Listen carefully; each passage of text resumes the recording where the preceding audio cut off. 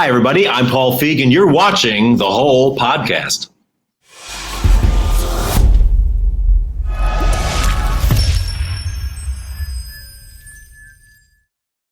Welcome to the whole. I am Rob Sprance. I'm Franco Del Valle. I'm Lori Levine. This is our 300th episode, and I could not think of a better guest than Dr. Neil deGrasse Tyson. Thank you so much, Neil, for joining us. I am stoked. Franco's nervous. He's already made 10 mistakes. It's going fantastically already. Well, thanks for that interest, and do please call me Neil. Okay, Neil, you got it. You know, by the way, if I made you call me doctor, it would imply that that would be why you should listen to me.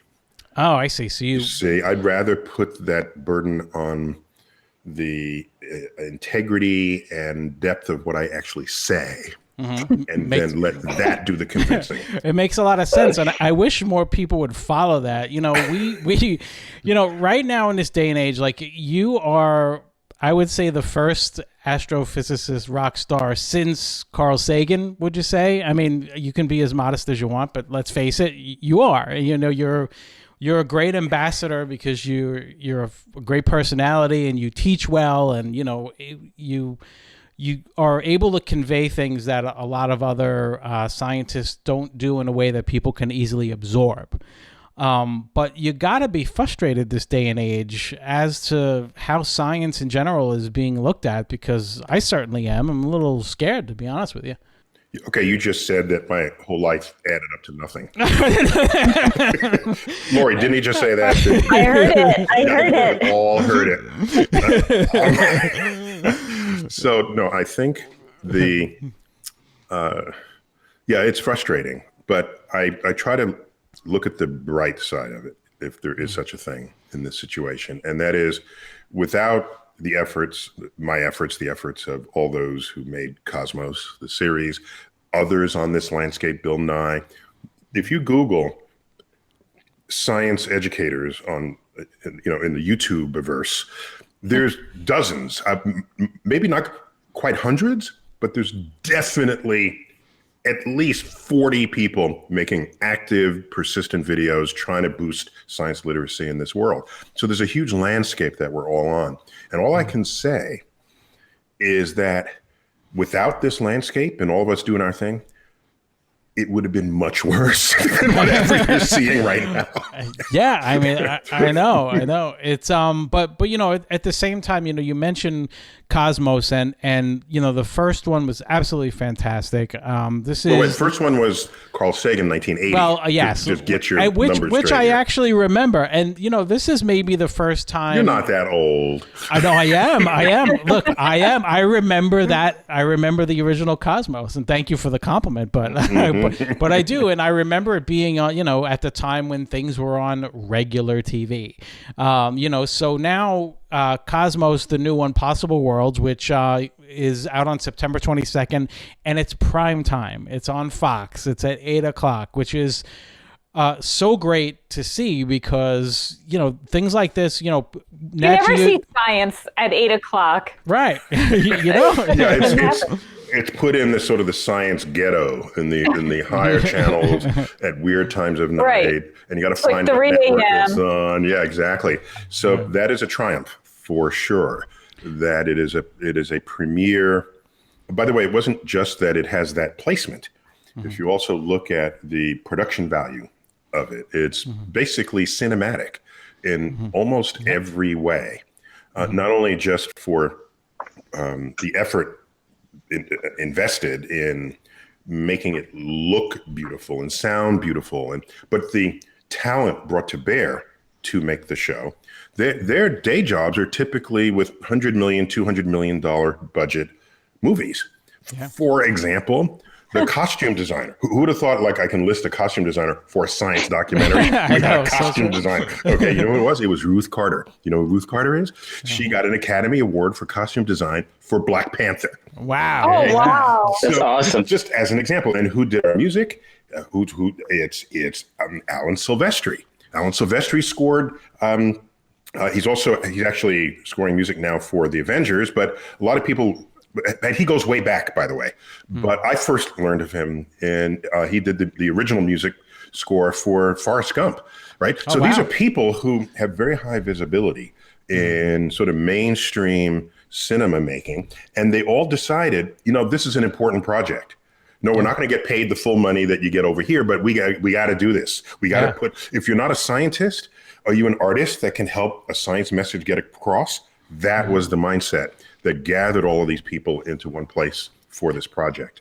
Yeah, it's great too, and as the last one that you were a part of too, same thing, very high production value, and it helps, it helps as a teaching tool. It's not just to make it look fancy. There are plenty of times that you use it as a teaching tool. I'm going to play the trailer of this really quickly so people can check it out, and then I want to talk a little bit more about what this is going to be because it looks phenomenal. We're just at the beginning of a great journey of exploration. Think of all the different kinds of life there must have been and will be.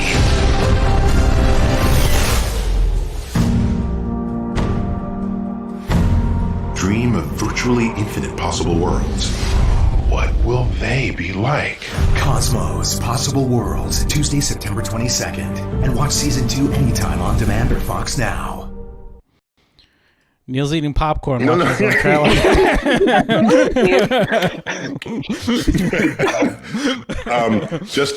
want credit for acting for a brief moment there in that clip. I'm in this ship of the imagination, this badass ship that takes me through time and space, and I'm looking through the window, because there's something down below the deck, and there is no window there. Look at that. Wow. I mean, Emmy right there. That's kind of... I've seen enough, the mimes that come up. I was going to say, that's more miming than so. Oh, man, that's great. Well, so tell us a little bit about Possible Worlds, and obviously it clearly shows that you're going to... That's one of the probably, I bet, the biggest amount. The question you get the most is about life outside of Earth. Yeah. So when you see that subtitle, by the way, let me give the titles of all the cosmoses. The first one was Cosmos, a Personal Journey, I think it was called, with Carl Sagan. The second one, the one I had the privilege of hosting, 2004, that was 1980. 34 years later, we have the second one, Cosmos, A Space-Time Odyssey. This, the third installment, 2020, is Cosmos Possible Worlds. And of course, your first thought is, are there planets out there that could be a place that we visit or live, or or we don't use the word colonize anymore because it's got bad karma, but planets where we might explore and then sort of pitch tent and make that our new home. And so that's your first thought. However, there's much more going on in this series. There's 13 episodes. It's what possible worlds exist for us on Earth.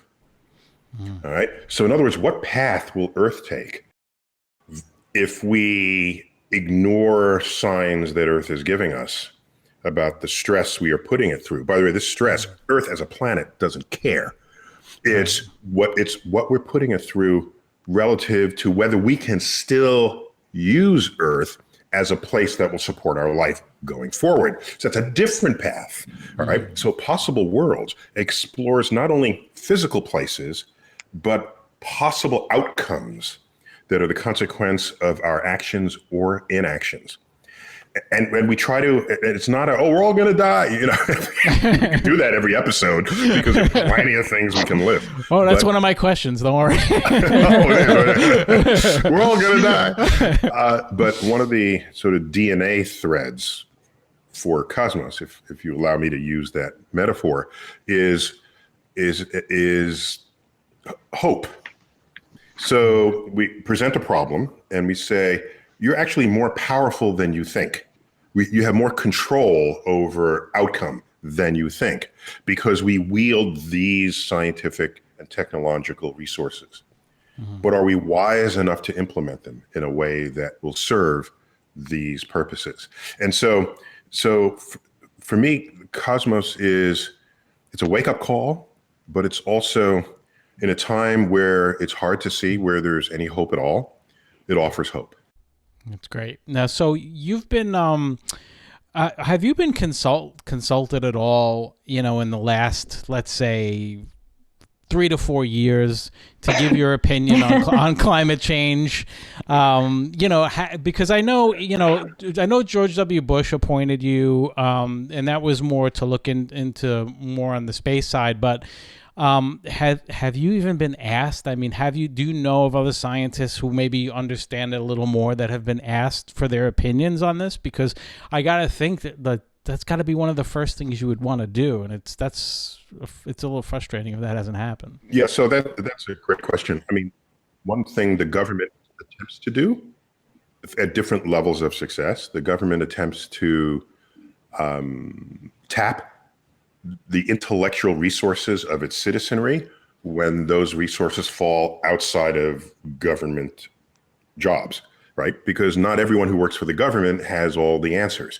So they know this. So the government sets up committees and commissions and advisory panels and advisory boards in all the major branches of government. And so right now I actually serve on a board of the Pentagon. Oh, it's wow. a newly created board. It was created in 2016. Okay. And it's called the Defense Innovation Board. And the Pentagon has many boards. There's a Defense Science Board, a Defense Business Board, there's a Defense Innovation Board. And on it, the people, my fellow board members, are people who have awareness of technology and how technology disrupts what your habits have been. Because there's one thing that the military has, it's inertia. From whatever it did yesterday, it's going to do the same. Chances are it's going to be doing it the same way tomorrow. Right. And that's got to change in a world that where your security threats are no longer, are there armies amassing on the border ready to cross over, right? Mm-hmm. That traditional sense of conflict doesn't really exist anymore. And there's cybersecurity, there's space security, there's the security of your money in the system that requires all of these assets, space-based assets, computer-based assets, in order to secure it. So I was appointed under the Obama administration, but I was not de-appointed under Trump. Okay. So there was continuity from one administration to the other, as you need, because the advice you want to give a country should transcend politics, and especially the political leaders themselves. Well, it's fantastic. It's good to know that you're involved in some way. You talked about threats that can come from pretty much anywhere, and one of the things that I always worried about, not I don't sit up at night and worry about it, but you think about it when you think about the greater picture is, the satellites that are up there and everything. It seems like it's getting very crowded in orbit. There's a lot of junk up there too. A lot of junk, a lot of garbage. What would you say would be our biggest thing to worry about that could harm the Earth that we're not even thinking about, the layman isn't thinking about? You may think, okay, this could potentially be a problem for us. I'm not authorized to comment. Oh, man. No, I say that every time somebody asks. Okay, so let's work our way up for just a moment, all right? Okay. So much of our modern way of life here in the United States is enabled by space assets. These are satellites that provide positional information, timing, precision timing. The Defense Department relies on it. So you can ask, what is the weak point of our security here in the United States? Is it because our tanks aren't, impenetrable enough? Is it because, what? You can ask that question, and then you can find out that if someone took control of our satellites, well, ball game over, okay? You can't withdraw money from your ATM. You don't know where anything is. Your apps stop working. So much of what we have built our modern civilization upon relies on spaceborne assets. This is why the Space Force, which is something that I remembered discussing 20 years ago on my first commission in 2001. And back then it was seen as a little out there, but I knew that day would come. It had to, because the Air Force and what the Air Force has to worry about is very different from what a Space Force would have to worry about. Because Air Force people move through air, Space Force people move through a vacuum of space. Two completely different regimes and expertise necessary for it. So the birth of a Space Force is a natural evolution of what you want to protect, given the kind of life we're now leading. So now that would be good for us and our allies. But how about all of Earth? So as Lori noted about all the junk in space, there's the asteroid, there's the satellites that we care about, and then there's like the dead satellites and the broken satellites and all the other debris, space debris.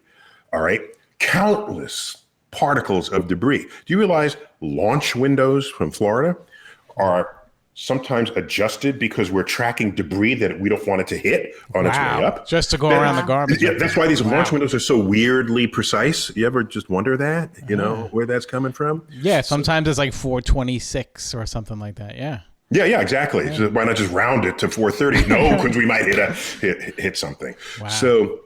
So that's one reason for why that's the case.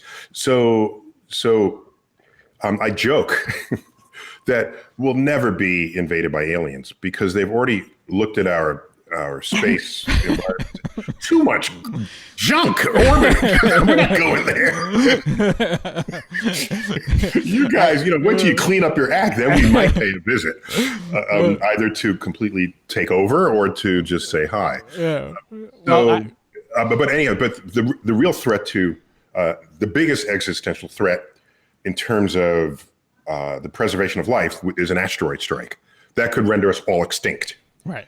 Whereas climate change will not render us extinct. Mm-hmm. It will badly change what we think of as modern civilization and redraw maps and completely upend everything we spent 10,000 years building. But humans will survive whatever is the consequence of climate change, even if civilization doesn't. So the things that are happening right now in California with the fires and all of that, I mean, that's all related to that in many ways, is it not? Yeah, well, so you look at, that's why we call it climate change, which encompasses not only the warming of the planet, but also the redistribution of things that take place. So you could have arid places that would get heavy rains. You get heavy rain places that become dry. And this is happening on a time scale that we're not really equipped to adjust to. Okay, so are you going to pick up entire cities, suburban towns in coastal California, and say, okay, I have to move you over here because that's a fire hazard, or there's a flood hazard, or is there? That's not how our civilization works. Our home. Even mobile homes are not mobile, right? You don't see people, let me move my home today. That doesn't happen. They're like basically parked there in trailer parks. Right. So what you would need is every home on a mobile platform. And as these threats redraw the map of civilization, you move activities to where that would be. Yeah, that's something we don't want to do. It just would not be a great thing by any means. So, in talking about, you mentioned an asteroid could end it real quick. And is how much of a warning would we be able to get? I mean, would we know within, within 10 years, within, hours, when would we know? The good thing about becoming extinct by an asteroid? There is a good thing. You don't have to sit here with us anymore. So the good thing about large asteroids that would render us extinct is that they are visible at a much higher distance from us. Mm-hmm. So that's really how I should have said that sentence. Okay, makes sense. I was just messing with you there. So the bigger they are, the more warning we will have if it's going to hit us. Mm-hmm. And unlike the movie Armageddon, I knew that was coming. Which don't get me started, hold me back. Unlike the movie Armageddon, which violated more laws of physics per minute than any movie I've ever seen in my life. unlike that movie where there's a Texas-sized asteroid headed towards Earth, and only the government knows about it. That's not how this works, okay? The government doesn't own the sky, all right? We've got telescopes all over the Earth, and if someone finds that first, it's going to be us and not the government, typically. Right. Something that size.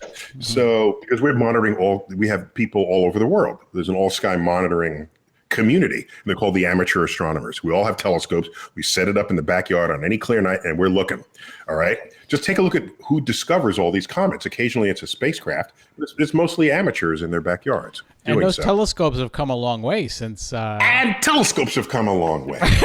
Okay. You push a button and a GPS aligns, and it's got a coordinate screen, and you can just type in, show me the planetary nebula, and then it goes and tracks. In my day, we had to know where that stuff was. So I feel like the old man on the porch. Get off my lawn. I used to eye the moon with my own eyes. I never used these fancy phone screens. Right. Oh, these highfalutin. So the question was, how much time would we have? So an asteroid large enough to render us extinct, we might have 100 years notice. Oh, okay. That's good enough. And minimum 10, but possibly even as much, because you're not going to see it coming straight at you. That's not the scenario, typically. The scenario is it's in orbit around the sun, as are we. And in the 50th orbit from now, there's a collision, and you run the math on that. By the way, there's a category of impactor that is particularly dangerous, and it's long period comets. These are comets that come from deep. I got to say that in the right voice. Deep. Deep. Are you with me? Deep. With you. Okay. These are comets that come from the deep outer solar system.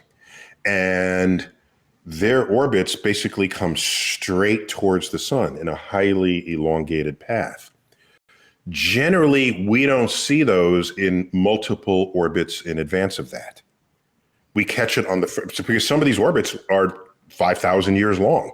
Okay, nobody was looking up with the telescope 5,000 years ago. Right. So we don't have the background data to get the orbital parameters until it's too late. And this thing comes in, typically it'll get here in a couple of years.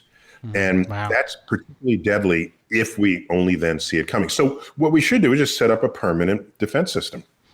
And then I was talking to the new head of the Space Force. I said, dude, I don't know what else are your issues, but I don't want to go extinct by an asteroid while you're on watch. Right. So, you don't tell me Lori would be happy to know I also told him to clean up the debris. Good. Call it the junk. Yeah. I told him to put those somewhere on the list. All right. It's funny when you said on watch, I got very nervous because I just think there's one guy just looking, just waiting, keeping an eye. Like just like a sky security guard. Yeah. A sentry. Yeah, up on the catwalk. Yeah. With a flashlight, just. So what happened? Oh, by the way, I got to tell this. This is an obscure story. Okay? Sure. Back in 1999, 2000, I think it was 99, there was a comet that had recently passed Earth, and Earth was passing through the debris trail left over by that comet. The comet is on a 33-year cycle, so we know in advance when this happens. When you pass through the debris trail of a comet that was just there, you don't get a meteor shower, you get a meteor storm. Okay. Wow. And these are cometary debris falling through, and you see it as shooting stars.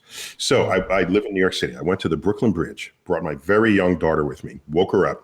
We're in the wee hours of the morning, and I'm seeing meteors at least one a minute, okay? And then I see one. It was like a star appeared in the sky. It got brighter and brighter. And then it just disappeared and became a puff of smoke. And I said, wow, what was that? I'm thinking. And about 5 seconds later, I figured it out. It was a meteor coming straight towards me. Okay. If you're standing there and just something is not moving. It's just getting brighter. Get the hell out of there. Yeah, Okay? right. So you're just staring at it. Don't admire the view. Just imagine duck. then centuries and centuries later, all the textbooks say, our top astrophysicist saw it coming right at him and didn't do it. Just stared at it, deer in the headlights. Right. I would say, oh, that's really beautiful. I was saying to myself, and after it puff of smoke, I realized, how much at risk I was. But yeah, so that's a risk. Interesting thing about viruses is, because we have such variation in our DNA from one generation to the next, among people, between people, that protects us. It's weird how we can be so tribal. I mean, just look at how we behave in modern times, especially fed by the internet. Because now you can slice who you are in many dimensions. You can slice who you are by your political beliefs or who else you hate. It used to be just, do they look exactly like you? All right. But now you can slice by religion. Even they don't look like you, but you have your same religion and you value religion more than what they look like. That becomes a tribe. And you have all these tribes. Okay. Even though our urge is to hang around with people who are exactly like us, the very survival of our species thrives on the fact that people are different of the species. So a virus is not likely to kill everybody. Somebody's going to have some kind of immunity to it. And that person moves through that era. Everyone else dies. You might have learned in your biology class that evolution is the species adapts to the environment, right? Of course. Yeah. Nothing adapts. Get that out of your head. Nothing adapts. Okay. You know what happens? Wow. It dies. Okay. Oh, that's worse. You have a variation in properties, and there's an assault to the ecosystem. And I'll pick two numbers. So 99 of them die. One happens to have a resistance to it, and that does not die. And its offspring have a lot of what it had that enabled it to survive that change. It didn't adapt. Nothing saw the change. Oh, I have to adapt to this. Let me adapt. The organism does not adapt. The organism either lives or dies. And it's the dying of the organism that thins the herd, allowing others to get through to exist in that new ecosystem, that new biological environment. And by the way, most life forms that have ever existed did not even survive that. Wow. More than 95% of all species that ever existed on Earth are now extinct. Wow. See, and Franco was hoping to get an answer to why he's growing web feet, but it has nothing to do with him adapting. You're not adapting. I guess no, so. I think it's just chemicals. It's not like if you keep swimming in the ocean, then all of a sudden you'll get gills. That's not how this works. Right. Yeah, it makes more sense that way. Yeah, I've just been swimming in the Long Island Sound too much. Oh, that's a different, So now... Or the Gowanus Canal, that'll give you a whole different... Yeah, I did my feet in there. Maybe that's it. Yeah, your web toes.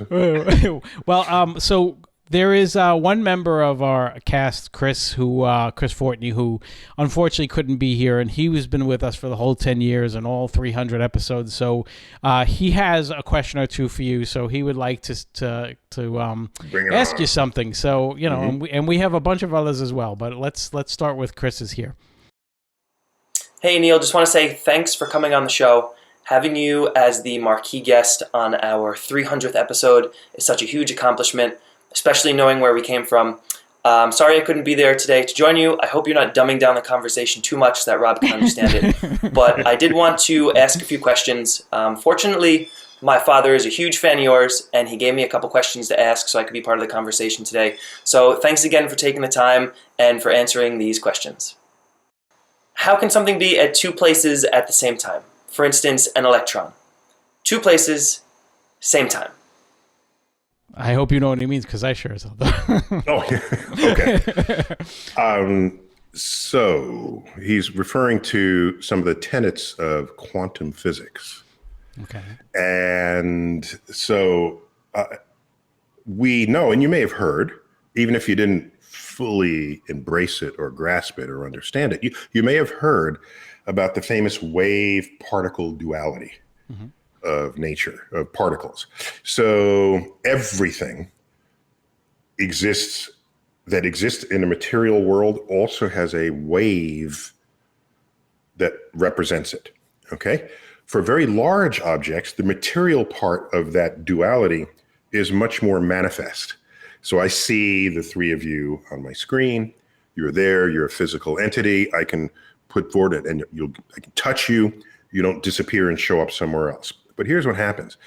As you get smaller and smaller and you become the sizes of particles that occupy atoms, then the wave features of them become much more evident, okay?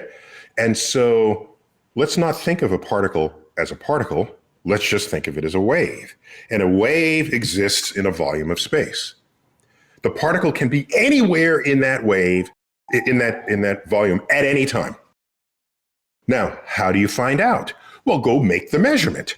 You go into the wave space, okay? They're called clouds, probability clouds. You go into it, and the act of going into it, what we say, collapses the wave, and it becomes the particle right where you're looking. So it's not actually in two places at once. It's only in one place when you look at it, but it can be any place at any time. And it's not as weird as it sounds, okay? If you're surfing and there's a wave, are you asking, how can the wave be here and there at the same time? Good point. Oh my God, you're not asking that. The wave only has meaning in the context of this larger structure, all right? That a single molecule of water is not a wave. The wave is the whole thing. And so the wave has this existence that's in more places than where you happen to be riding it. In the same way, the electron, or electron is the easiest particle to reference, has an existence as part of a wave zone, a volume, and it can be anywhere in there. And that's why, for example, this is the cool part, ready? The particle can come up to a wall, disappear and reappear on the other side of the wall without ever having passed through the wall. Because the wave can manifest on the other side of the wall because the wave is not held back by the wall at all. That's even if the electron itself would have been. That's Take that, Chris's dad. That's called quantum mechanical tunneling. And that's just a really cool, one of the freakier, cooler things about quantum physics. And this is exactly what you get from Cosmos, is the way that you explain things. Like you. Well, we actually have this entire episode that attempts to, I say attempts because who knows if anyone ever succeeds at this, that attempts to explore the quantum rules, the quantum universe that drives what goes on inside the atom. And by the way, Cosmos is co-written by Anne Druyan and Brannon Braga. Star Trek fans will remember Brannon Braga as one of the writers and directors of Star Trek Next Generation. So he has good chops in science and imagining futures that you might want to occupy.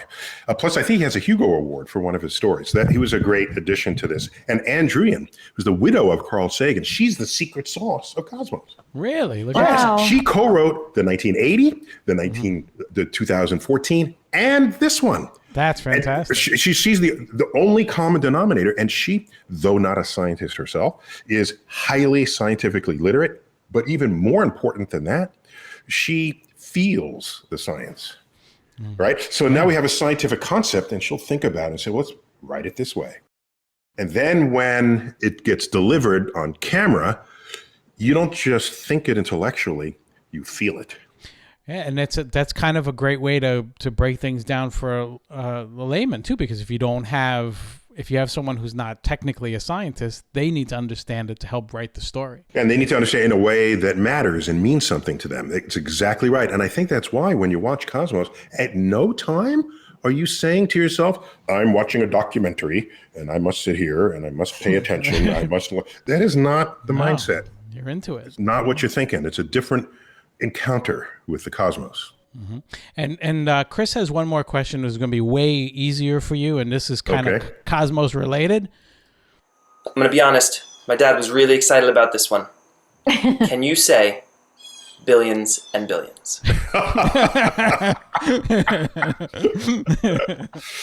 So let me kick it up a notch. Okay. Okay. There are some galaxies in the universe that have trillions of stars. Oh, you won up the billion. Yeah, we got to up the game. It's been decades since then. One of my favorite comics of Gary Larson. Some people remember him. I don't know what he's doing lately. He says the caption is Carl Sagan as a child, and there's this little boy looking up on a hillside, and he says, "Look at all those stars. There must be hundreds of them." And that was such a defining thing with Carl Sagan was his voice. It's because he narrated a lot lot of it. Plus, by the way, he never actually said billions and billions. He never said it. Look at that. You know who said it? It was Johnny Carson. Oh, doing the impression, imitating him. Yeah. Look at that. Billions and billions. So we all kind of talked about when you were coming on, we were thinking of all of these different questions, and there's one that I think of all the time, and I'm fascinated by, you have something like the rover on Mars. How is that sending back high resolution pictures to us when I can barely get 5 bars of signal on my phone? Because it blows my mind that they're able to do that. And then how are they able to control it remotely when it's so far away? So let me do the second question first. So there has to be some major autonomous functionings on these rovers, because the distance between Earth and Mars, it's large, and sometimes it's close, sometimes it's far, depending on what side of the sun we're on relative to each other. But what that means is, even traveling at the speed of light, the radio signals that we use to give it instructions have a time delay. Okay, it could be 5 minutes if it's over here. It could be, I do the math, a half hour. These time delays are longer than what could save the craft. If it says, oh, there's a cliff here, what should I do? And it drives off the cliff, you lose the craft. It has to know enough to not kill itself without us intervening. Okay, plus you can send it a signal, but you don't know if it received the signal until twice that amount of time later, because it's got to get there, it's got to receive it and then send it back. So there's a bit of AI on all of these rovers and all of these spacecraft that go very far from Earth. But otherwise, it's sending digital bits, zeros and ones, that are encoded in ways that you know how to reassemble them on this side in order to construct the image. So you need to know what the signal is doing. These are rows of pixel values of an image, and they're coming at you in this way, so that when you receive it on the other side, you'll know exactly what you're receiving and how and why. So it helps to know what it is that's coming your way. If you didn't, this is the big problem if you're listening for aliens. How will they encode their signals? Will they be able to decode our signals that have gone out? Which is early television. Early VHF television was all the traditional channels that we ever grew up on. If you're old enough, those TV signals went straight out into space. So they're still going. They're still going. What are they? They're 80 light years away. When did TV? Its heyday was like the 1950s. So our radio bubble, containing our culture as expressed through our television shows, is now 70 light years in radius.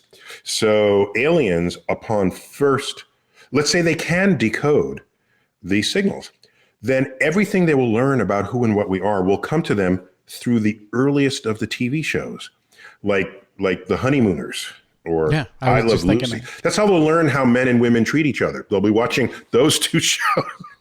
That's what they're going to think. That's what they're going to think. And then they're going to be like, which moon is he sending her to? Right. I mean, just imagine, it's hard to remember. I mean, He would gesture that he would punch her so hard that she would go to the moon, and people laughed at that. Right? That's astonishing with modern sensibilities of this. By the way, this is further evidence that what we think is the right thing to do at any given time is a progressively evolving pathway. So I don't know that there were complaints about that kind of scripting at the time, that it was misogynistic or violent, or did it promote violence against women? And lack of diversity too. Right. In fact, was it one of my favorite comedians, Bill Burr? He commented that people watched baseball up until 1947 thinking, yes, this is perfectly right and natural to have 18 white men on the field doing sport. This is completely what it should be. Or you go to the symphony and you'd see 50 musicians, all white men, no women. Yes, this is life. This is the world. Yeah. And so there's a certain baptism into that sense of what is normal that I think in recent months especially, but definitely in recent years, we're trying to bust that open, or at least the progressive movement that's underfoot right now. And that can only be a good thing. But it makes you look at what we've all grew up in and say, what the hell? So I think a lot about in 20 years and 30 years, what will they look back on today and say, how could you have possibly done that? I know. So I have a short list. Want to hear my little list? Yeah, let's hear it. Okay. As woke as Hollywood likes to think it is, they still give Academy Awards segregated by gender. That's true. They don't give it to the two best actors. They give it, you have to be an actor in a female role. That implies that like female is a thing that you have to then say that's the thing. And then the male, that's the thing. And that you're going to get the award. So we just accept this. There's an elementary school built in the 1920s or 30s in Manhattan. I live in Manhattan, and the physical structure is still there, but the school's been modernized on the inside. There are two separate entrances on each side of the building, and one of them says girls and the other says boys. So you were segregated before you even entered the building. Right. And that was just how it was. There it is. Yeah, it's such a good point. And also we segregate the Olympics by gender. I think the future of sports is you'll compete according to your hormone levels. You don't even ask, are you presenting as male or female? You remove the question. It's just, what is your testosterone? What is your estrogen levels? And then there's a category in which you compete with those levels. And there you have it.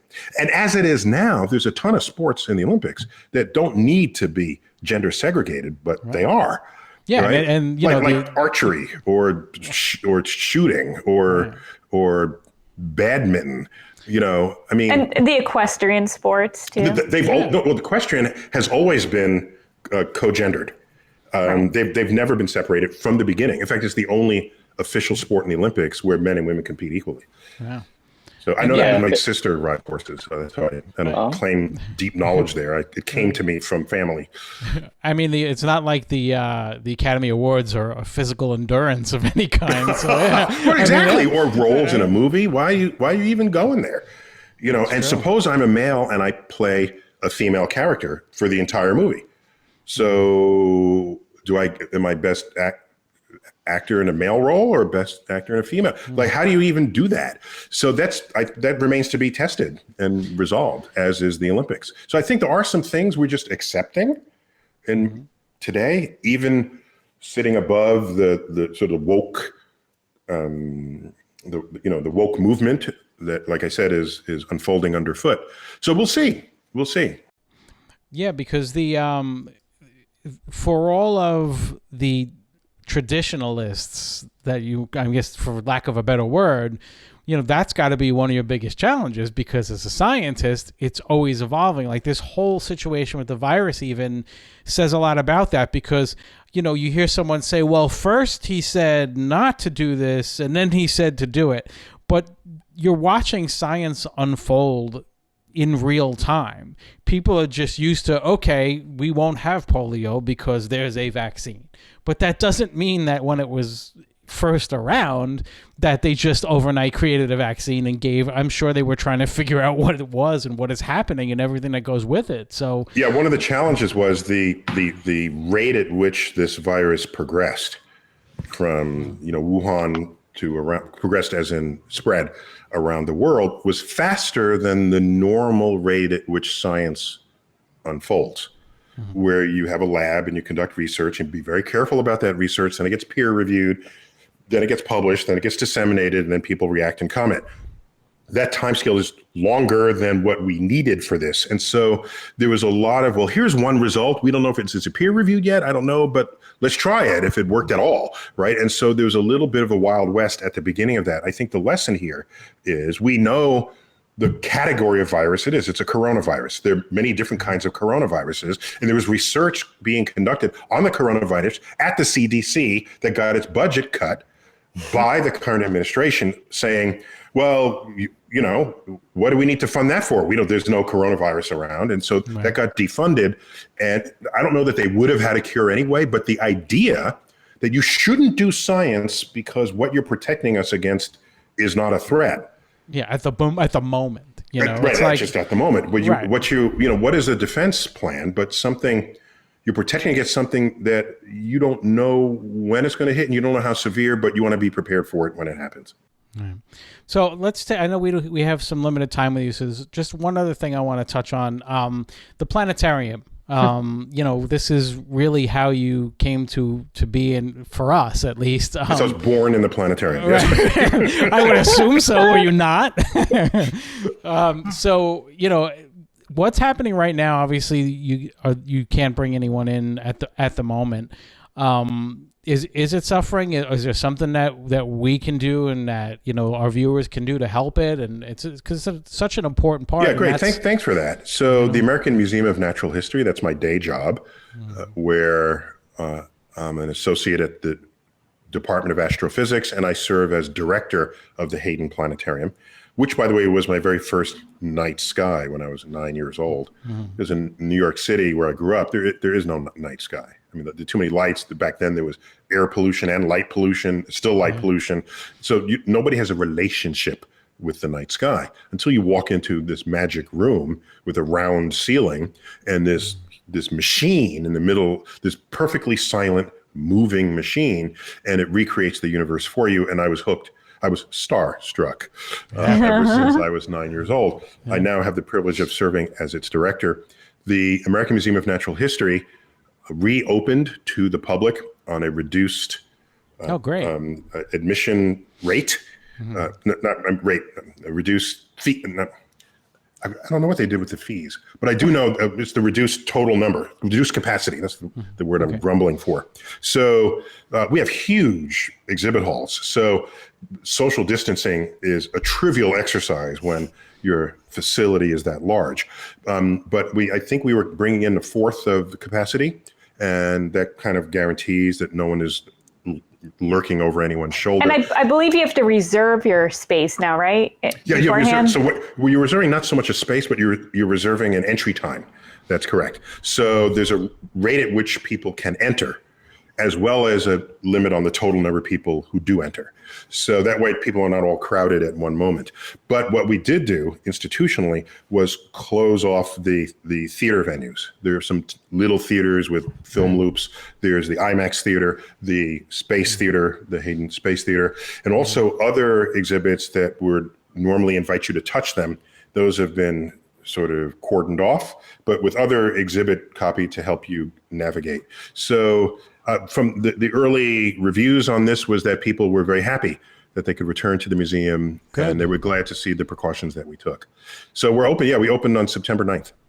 That's great. Yeah. And, also you have StarTalk, the podcast. We didn't even touch on that. Oh, thanks for mentioning that. Yeah. I got you guys got a podcast? I got a podcast. Come over to my podcast. And you should. Wait, I got to say it. You want some more of this? Come over to my podcast. We'll follow you over. Just give it a little taste. Just give us a little taste. It's been around 10 years. And I just want to say, we started at science. We're bringing science to the public with comedy, with celebrities, with the trappings that normally attract you to a talk show, except we do all of that so you come for the celebrity, but you stay for the science. Yeah, and I laugh a lot. It's very funny. It's great. It's such a great podcast.